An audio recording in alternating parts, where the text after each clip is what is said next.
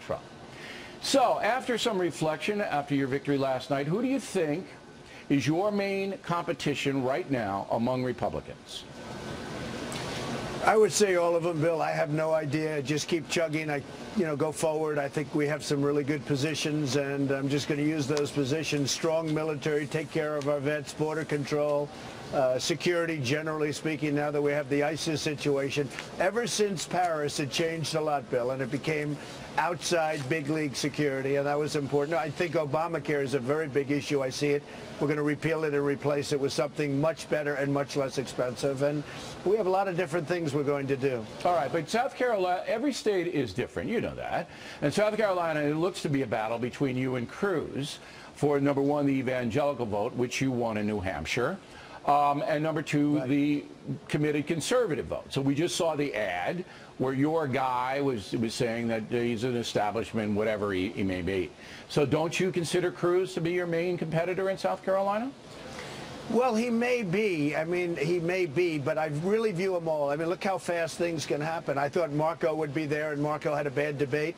We have a big debate coming up on Saturday night. We'll see how it goes. So far, I've liked the debating. It's worked out well for me, but I watched that, and it was a pretty unpleasant situation so to watch. that could happen to you on Saturday. It could happen to anybody. No, it's not going to happen to me. Couldn't happen to you? A lot of things will. Okay. I hope not. All right. A lot of things, hey, Bill, a lot of things can happen. That's for sure. You said this morning on some other program that nobody really watches that Hillary Clinton is evil. Which one? I can't remember, but now you're on the big forum. You said this morning that Hillary Clinton is evil. What does that mean? Well, they asked me, one word. I never liked the one-word comparisons or analogies, but they asked me one word for various people, and she's got, there's a tendency, if you look at the job she did as Secretary of State and the destruction that she's caused, I don't know what it is, the word evil came to mind. The decisions that they made on so many different fronts as Secretary of State were absolutely insane. And I thought, but isn't that immediately thought inept? of the word evil. You invited Hillary Clinton to your wedding. You could have. Did you invite? You invited her to your wedding. I mean, you don't invite evil people to your wedding. I invited you to my wedding also. Yeah, but I am. I invited you to my wedding. I mean, evil applies to me. That's right. But Hillary Clinton. I got along with everybody. But hey, why Bill, would? But I'm curious about this. Inept, I could see. You're saying that her tenure as Secretary of State really wasn't good for the country. But that's more of an ineptitude than evil is evil. Okay, is it's somebody. Inept. I could have used inept. But that's in your mind, though, frankly, because it's in your mind that she might be evil. You know what at a certain point, you say to yourself, what's going on over here? How do you make so many bad decisions? You look at what's going on in the Middle East right now. You look at the decisions made by her and President Obama. Whether you call it evil or inept, I really don't care. But a lot of bad things have happened, and a lot of death has taken place. So I'm going to say that you don't really think she's evil, though. You don't think Mrs. Clinton's evil. Well, let's just keep it in abeyance. Let's see what happens. All right. Bernie Sanders, how do you assess the senator? I mean, is he a threat to the country, or do you find him amusing? How do you assess him? I think he'd be easy to beat. Now, you never really know, but when people start figuring out that their tax bill is going to be 95%, I would think that far outweighs the fact that he wants to give everything away. Somebody's going to pay for it, and you know who's going to pay for it? You and me and most other people. So when that bill gets down and they start talking about a 95% tax bill, I think he loses big league. I'm frankly shocked that a socialist, maybe beyond socialist, maybe communist, who the hell knows, but I'm shocked that a socialist is beating Hillary Clinton so easily. I mean, we'll see what happens, but I'm very surprised by it. I think in the end he won't make it, but we'll see what happens. Do you believe that Bernie Sanders thinks that he can get the stuff that he says through Congress? Because I gave you a hard time about immigration. You're never going to be able to deport 12 million people. That's impossible. And I told you that. Yes, I will. No, you won't. Okay, we'll go back to that. Time will tell. All right. Do you think that Bernie Sanders believes what he says, that he's going to run up another $19 trillion debt and nothing's going to happen? I mean, what? Look, he was a very ineffective senator for years. I mean, he hasn't done anything as a senator. All of a sudden, he's going to totally change the country around? I don't think so. No, I don't think he believes he can get this through Congress. I don't think he even thinks he has a chance, but I think it sounds great for an election for his purposes. So you think it's a vanity run? You think it's a vanity run? No, I think that he does not believe he can get it through Congress. You'd have to ask him that question. He does not believe he can get it through Congress. I fully believe that. Were you invited to the Sharpton-Bernie Sanders breakfast in Harlem today? Did they ask you to come? I'm devastated. I'm devastated that I was not invited. I would have loved to have been there. I would have loved to have been there. Would you like to? Because there's not a chance in hell, to quote Madeleine Albright, that Sharpton's going to support Sanders. I mean, he's a Hillary. Well, look, he's a Hillary guy. I know Al Sharpton better than I know you, and I've dealt with him for years and years and years. And you know, when he's not political, he says, "Oh, I love Donald Trump. I love Donald Trump." But I will say, in fact, he came up to my office not so long ago to apologize because on his show, which is now off the air, which is a fortunate thing, he called me a racist, and he literally came up to my office and he apologized to me, which, by the way, I thought was very nice. So I know Al, Al is just doing his thing, Bill. He does his thing. We all do our thing. He was doing his thing, and he continues to do it. All right. I'm going to now have some policy questions for you, if you will just hang tough for a moment, and we appreciate it, Donald, as always. Now, last night's winner of the New Hampshire primary, Donald Trump.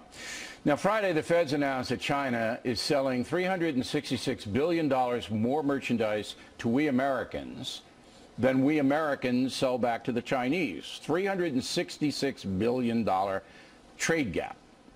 Specifically, how will you fix that? You know, this is my big point. I've been talking about it for years. But I want to know how you're going to do it. Higher than that. Well, listen to me. I'll tell you, okay? We are going to have to go. One of the reasons they're able to do it is they devalue their currency to such an extent. They are the single greatest currency manipulator that's ever been on this planet. And if they don't stop devaluing, we're going to have to charge them a tax on the goods coming in. They, by the way, Bill, just in case you don't know it, they tax our goods going into China. It's a totally unfair deal. And what's happened, every time they devalue their currency, they make it impossible and more difficult for our businesses to deal with China on the other side. The gap is getting bigger and bigger. It's really called the deficit. The deficit is getting bigger and bigger. And unless we have somebody very smart and very tough that understands it, and our president does not understand it, but I understand it better than anybody, we're going to have nothing but trouble. So you're going to say to be 505. If Bill, you it's going to be continue to devalue your $505 billion this year. I'm going to slap a tariff on all Chinese goods coming into the United States. Okay. They then are going to say to you, yes, President Trump, we are going to sell all of our bonds that we are holding for America's debt. We're going to flood the market with them and crash your currency. That's what a trade war would do. No, they're not going to crash. No. They wouldn't crash. They won't crash our currency. They'll crash their economy. That's what they're going to crash. They start playing that. They will crash their economy. You will have a... Let me explain something. We're too dependent on China. We're too dependent.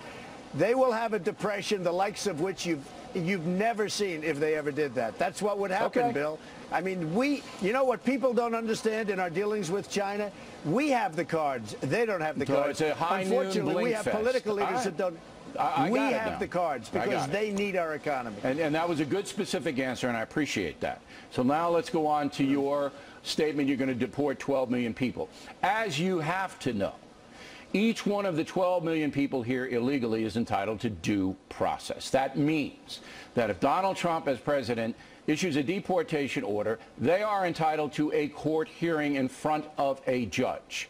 With 12 million people, it takes us up to 2,000. They are. Excuse me. 2,086. If they're here illegally, Bill, if they're here illegally, they may or they may not be. Just like the argument we had about the anchor babies. I'm telling you, in my opinion, you don't need... All settled law says once you're here, you are entitled to our constitutional protections. Every single case. All right. Just so you know. I disagree. Okay? Okay. I disagree. That doesn't mean I wouldn't do that. That doesn't mean I wouldn't do it. They'll block it. If they're here illegally, I disagree with you. They'll block it. The federal courts will block it. Bill. Look, Obama Bill, just got blocked They're here illegally.